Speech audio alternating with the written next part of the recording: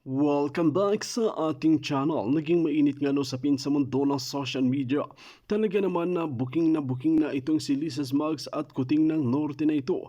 Dahil nga sa pagkabangag nila sa loob mismo ng Malacanang ay hindi na ito tinantanan ng ating matitinong mambabatas at muling nasilip ang mga ebidensya at mga pruweba. Ito nga ang pinakahihintay ng lahat na mailabas ang mga pruweba na talagang bangag itong si Kuting ng Norte na ito. Kahit na maraming humaharang sa kanyang mga test ay hindi pa rin tatantanan hanggat hindi nga isinasa publiko ang pagdidites kay Kuting ng Norte, Lisa Smugs at Tambaluslos na ito ay hindi ito titigilan ng taong bayan. Ngayon nga ay umaksyon na rin si VP Sara Duterte para talagang puksain ang mga bangag ng mga tao at mga pulpolitiko na ganib sa kapangyarihan. Ngayon nga ay talagang magkakaalaman na kung sino nga ba talaga ang gumagawa sa kanilang tungkulin. Ngayon dito natin makikita kung sino nga ba talaga ang tapat, kung sino nga ba talaga ang kurap, kung sino nga ba talaga ang totoong naglilingkod sa taong bayan. Banat nga ng maraming netizen, kahit na anong pagbabatikos nila kay former President Rodrigo Duterte na siya ang dahilan kung bakit nagkaroon ng mga bangag sa bansa natin. Ngunit kung pag-aaralan natin, sa taliwas nga sa sinabi ni Kuting ng Norte at Lisa Smugs na dahil kay former President Rodrigo Duterte ay nagkaroon ng maraming bangag sa Pilipinas dahil sa kanyang pamumuno ay natakot ang mga ito at nagtatago. Hindi gaya ngayon na wala silang takot kay Kuting ng Norte dahil alam nila na talagang nababayaran din ang prinsipyo ng mambabatas, lalong-lalo na pag binayaran ng mga matataas na bangag si Kuting ng Norte. Well mga kaibigan, panoorin nga natin ang buong video at kung bago ka pa lamang sa aking channel, huwag kalimutan i-click ang subscribe button at notification bell para lagi kang updated sa ating mga bagong Mga video. bangag, 'di ba? Kung dati ang pangalan ay Romualdez Marcos lang, ngayon Araneta kasama na diyan. So, mga palangga, ano ba ang eksena natin today? Kumpirmado Romualdez Araneta Marcos, mga sindikato, okay? Of course, hindi ko maikukuwento sa inyo ang buong libro dahil kailangan ninyong kayo mismo basa at hindi natin pwede ikwento ang lahat ng mga eksena sa libro. Um pero ang ikukuwento ko lang sa inyo yung mga nai-vlog ko na nandodoon sa book.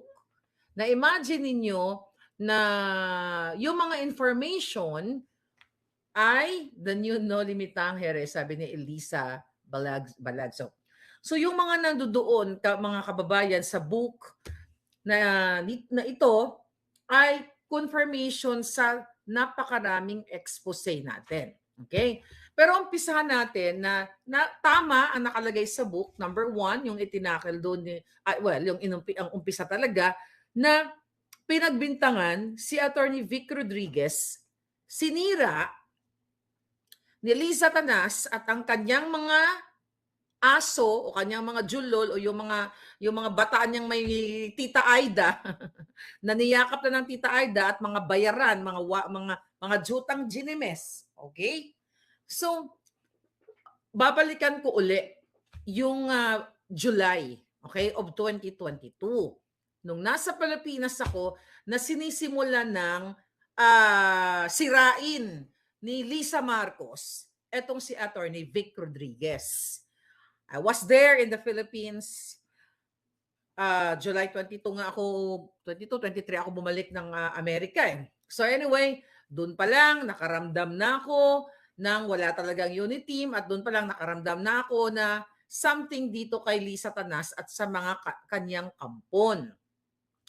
Kaya kami nag-speak up. So dito sa book na ito, meron doong scenario na si Lisa Tanas ay talagang walang hiya. Okay. Ano mo na pala, mamaya na pala yung topic na to. Dito muna tayo simulan sa pagsira nila kay Attorney Vic Rodriguez na nagbebenta daw ng appointment, meron daw 69 na offshore accounts. Ulitin ko, for sure, yung nakafollow sa akin, naalala nyo to, isa po sa kaklase ba ni Marcos to, basta very close sa kanya, ang nag-feed sa akin about kay Attorney Vic Rodriguez, about dito sa offshore account na sinasabi nila. So, imposible naman na magkakaroon ng offshore account ang isang executive secretary na hindi umaalis ng bansa. 'Di ba? At paulit-ulit ko sinabi sa inyo, kung meron siya mga offshore account na galing sa pagnanakaw or whatever, 'di ba?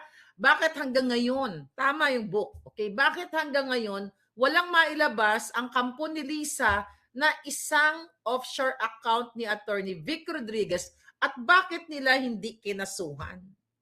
Imagine mo, out of 69 accounts na sinasabi nila, ni isa doon wala at hinahamon pa nga sila. I think sa mga interview ni Attorney Vic, nasabi niya na, inamon pa nga sila na magbigay kayo ng isang account man lang na meron ako at mag-execute ako ng SPA. So you can withdraw the account, whatever, ganyan. So doon, na-confirm yung ating mga, of course, ang ating opinion, ang ating pagsasalansan sa mga bagay-bagay. So, then, meron ako nabasa doon na part na nung time na nagka-COVID si Bangag Jr., that was in July. Okay? Na nagpatawag ng meeting si Lisa Tanas. Nagpatawag siya dahil si Kuting ay may COVID-COVIDan. Okay? Nagpatawag si Lisa Tanas ng meeting with Abalos, Angping, at Lagdameo at iba pa. Alright? At umakting siyang presidente. Okay? At talagang ang description nga dun sa book ay umarte siyang akala mo kung sino na nakapamewang na ano kay Attorney Vic, nagngangal-ngal kay Attorney Vic kasi gusto niya siya ang masusunod. Okay? So July daw 'yon. Nangyari yung na 'yon, yung eksena na 'yon.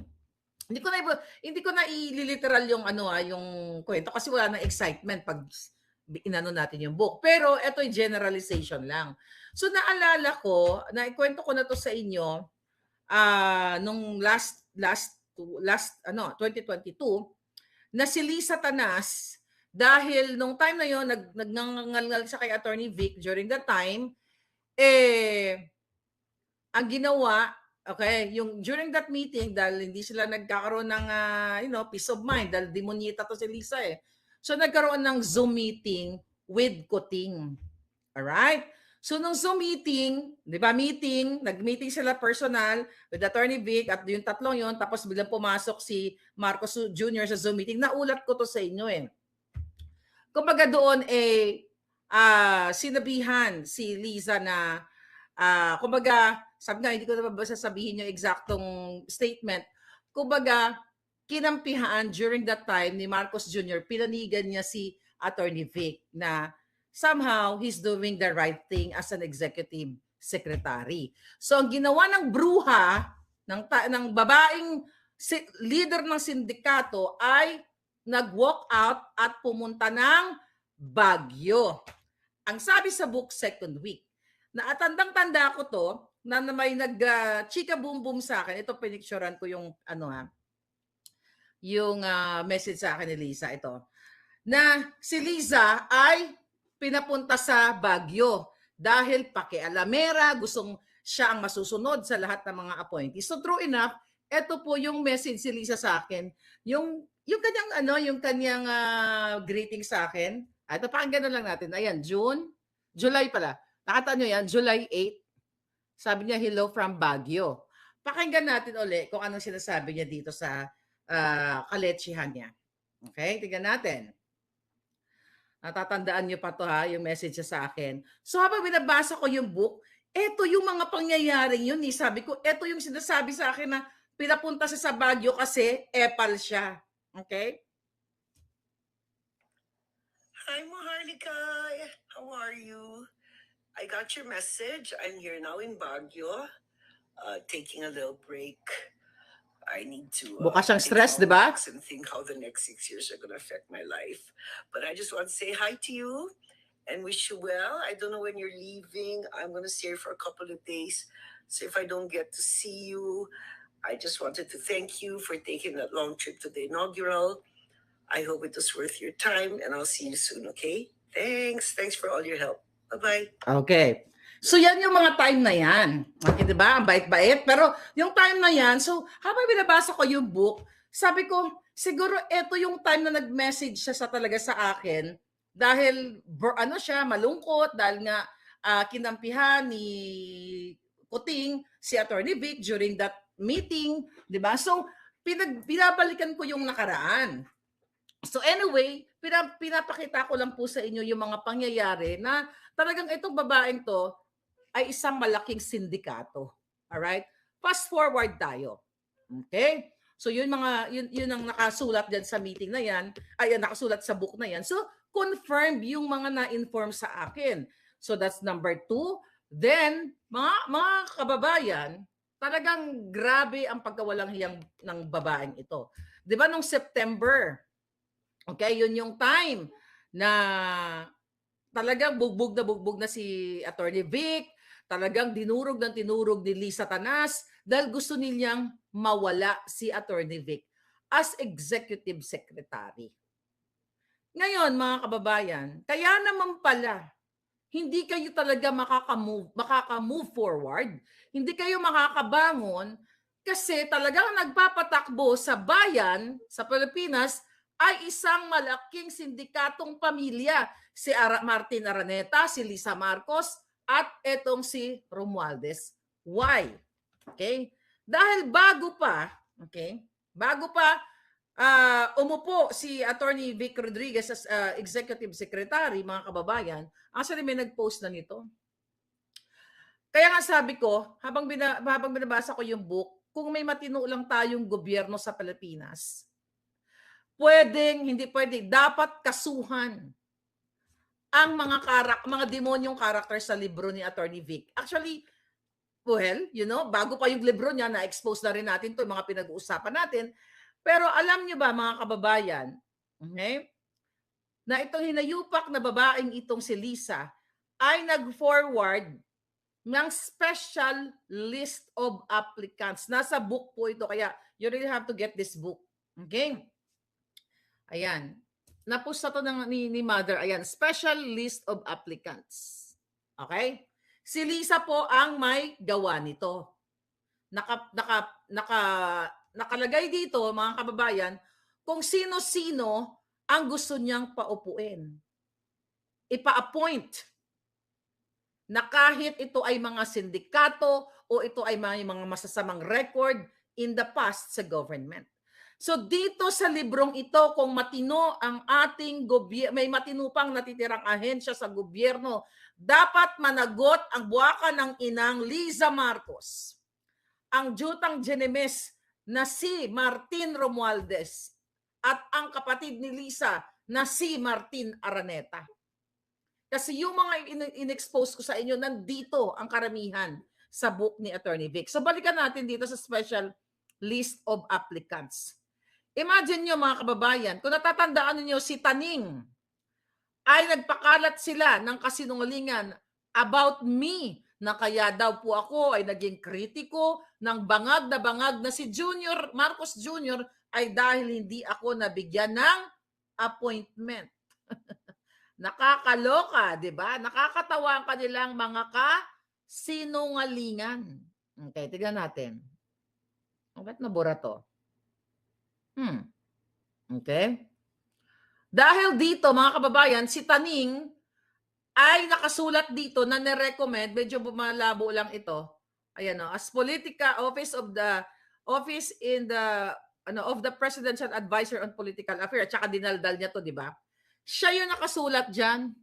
Ayan yung pangalan niya, burado lang, Yan, nirecommend siya ni Lisa kasi gusto niyang magganon dahil may may tanning, di ba? Anyway, may tanning daw, di ba? Alam niyo na yung istorya na yan. So siya pala ang nakalagay dito na nagpaupo. Imagine mo, ang galing nilang magbaliktad. Kasi kung kung ako ay nag-apply, dapat nandyan sa listahan ni Attorney Vic na ako ay nagsabi kay Lisa Tanas, di ba? Tignan ninyo, mga kababayan. Kung babalikan ninyo yung 2022, pinakalat nila. Kaya ako nag-start maging critic nitong gobyernong Bangag dahil hindi daw po ako pinagbigyan na magpa-appoint dahil ako daw nag-apply. Kung si Lisa ang aking ka-elbow to elbow, which is siya naman talaga, ang kausap ko dyan, hindi ba sana nasa listahan ang pangalan ko na ako ay nagpa-appoint? Well, wala. Okay? Ngayon, mga palangga, dito sa listahang ito, may mga remarks ito. So imagine nyo mga palangga na si Marcos Jr. ay talagang weak at walang bayag at ito ay paglabag sa batas, paglabag sa konstitusyon, paglabag sa ating lahat ng mga Pilipino dahil bilang isang presidente, siya ang may mandato para magdesisyon kung sino ang i-appoint niya. Hindi kung ano ang gusto ng sindikato niyang asawa. Well, pareho na sila ngayon. Okay? So kung makikita ninyo, nilagyan yata ng X to si Taning eh. Ayan, no, nilagyan ng X. Siguro si Attorney Vic naglagay ng X dito. Siguro yung nilagay ng X ni Attorney Vic kasi dumadaan sa kanya eh. Siguro yung X na yan, ibig sabihin, no, that's not possible. Diba? Yung mga may X na ganyan. So, naalala ko pa, dahil sinabi ko rin sa inyo na handang-handa na si Taning na mag-o-taking dahil nagawa na yung kanyang barong during that time. Kaso lang naudlot ang kanyang pag-o-taking dahil next nga naman ni Attorney Vic kasi paano mo naman tatanggapin yan? Parang wala sa katinuan ang mga pinagagawa sa buhay. O ayan. So anyway, highway. Dito sa special list na ito, mga palangga, lahat ito ay, ito mo yung mga pangalan dito ha. Ito yung mga minention ko sa inyo. Hindi man lahat. Ayan, Michael Ma, Special Envoy to China. Siya ay pang number 3. Number 3 sa listahan. See that? Ayan ba? Michael Ma. Ayan po, Michael Ma. So, imagine niyo, so tumpak ang lahat ng mga information na nakarating sa atin at pinakita na rin naman natin sa inyo yung video na inappoint itong si Michael Ma. Hindi natin alam kung kailan siya inappoint kasi yung pinalabas nating video doon sa Chinese Embassy na siya ay ino-honor o ini-introduce siya, ito siya mga kababayan. Michael Ma. Tignan natin. Balikan lang natin to. Special Envoy of the President to China, Mr. Michael Ma.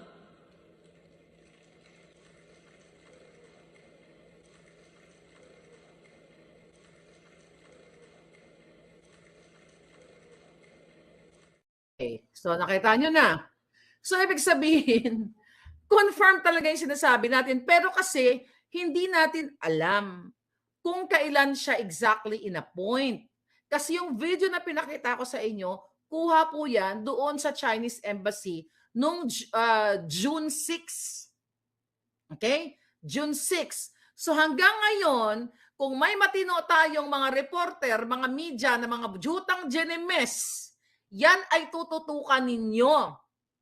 Yung dating executive secretary ay nandiyan na sa book niya. And then also itong mga dokumento na to, kung ito ay kasinungalingan, dapat kasuhan ni Lisa Tanas, si Attorney Vic, kung ito ay fabricated. 'Di ba? O ayan, media, mga yawa mo. Ayan si Michael Ma. Hanggang ngayon, hindi sumasagot ang gobyernong Bangag.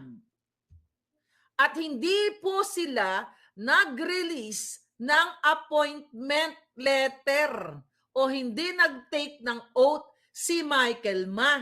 Pero ang mga yawa na mga mainstream media na ginagago ang Pilipino, hanggang ngayon ayaw nilang pag-usapan. Dahil what? Takot kayo kay Sindikato Lisa? Baka gurgurin kayo? Nasa inyo ng palad lahat.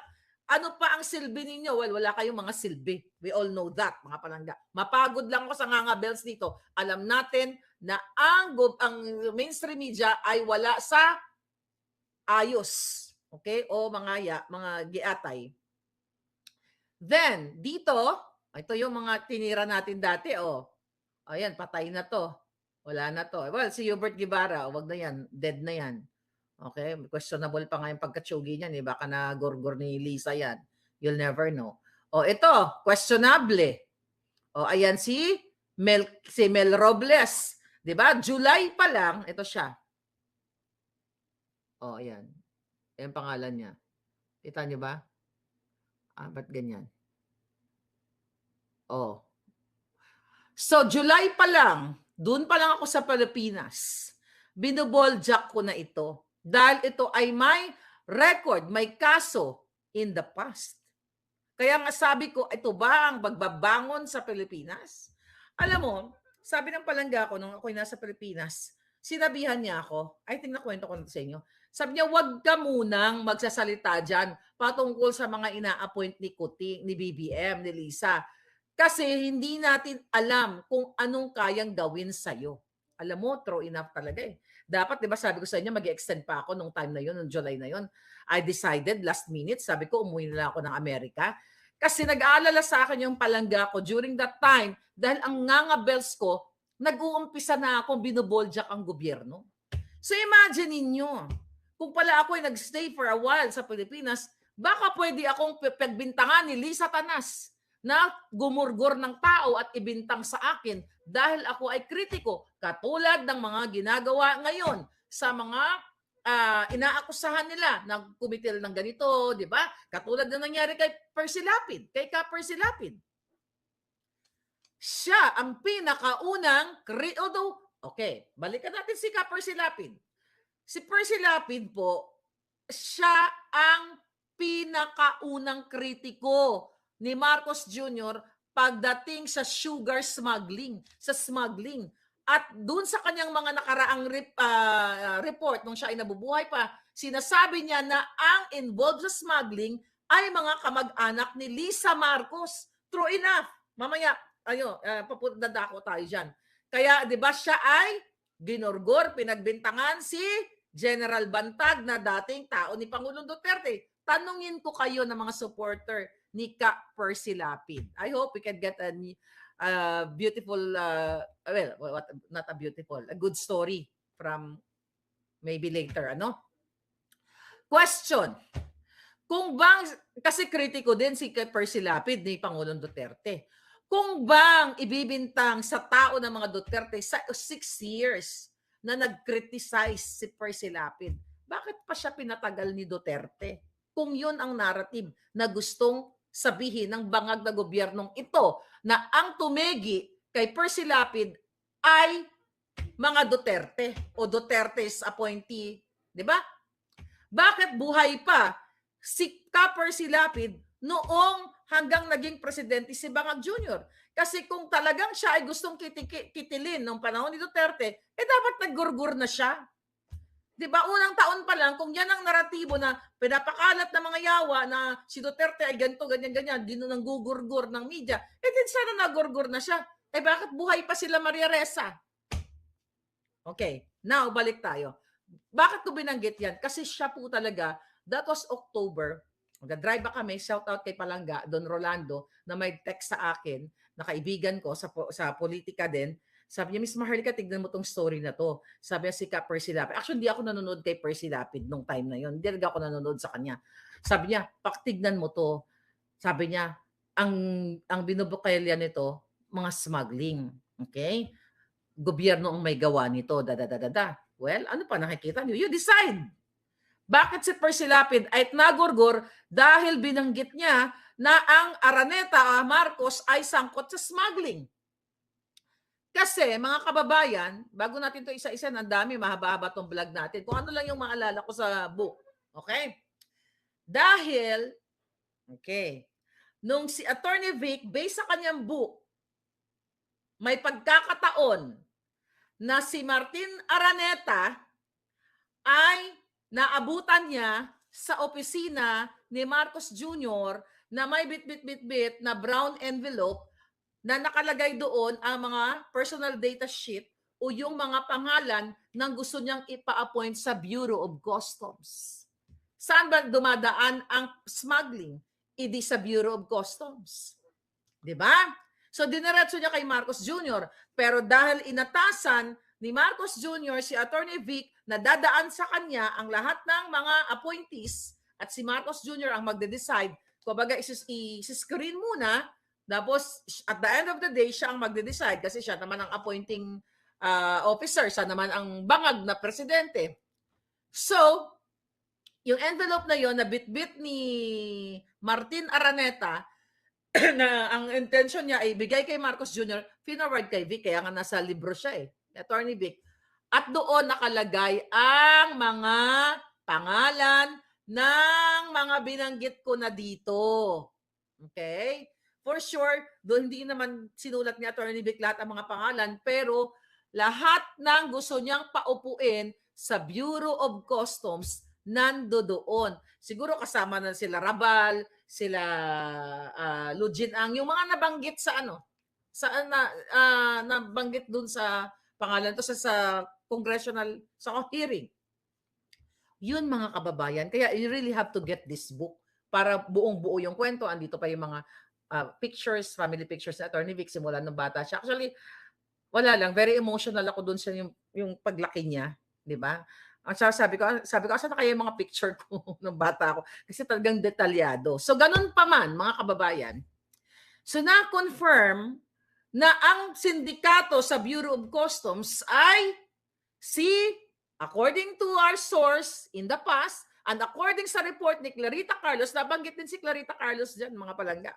Nabanggit din siya dito. Ayan o. And anyway, summarize na lang natin. Naalala ninyo, ang vlog natin na ito, I think, January. Yeah, January. Pero I started December of 2022, naalala ko Kumbaga, atak-atak na yung vlog natin. Di ba sinabi ko sa inyo na si Clarita Carlos ay may natanggap na report, NICA report, na Dito nga natin makikita na talagang handang-handa na rin si Madam Maharlika na talagang makipagbakbakan para lamang isiwalat ang katotohanan at mga kabulukan na nangyayari sa loob mismo ng Malacanang. Ngayon nga ay kasama niya rin si VP Sara Duterte para puksain ang mga bangag na mga opisyales na tuta ni Kuting ng Norte at Lisa Smugs. While mga kaibigan, kung kayo ang tatanungin, ano ang inyong mga opinyon?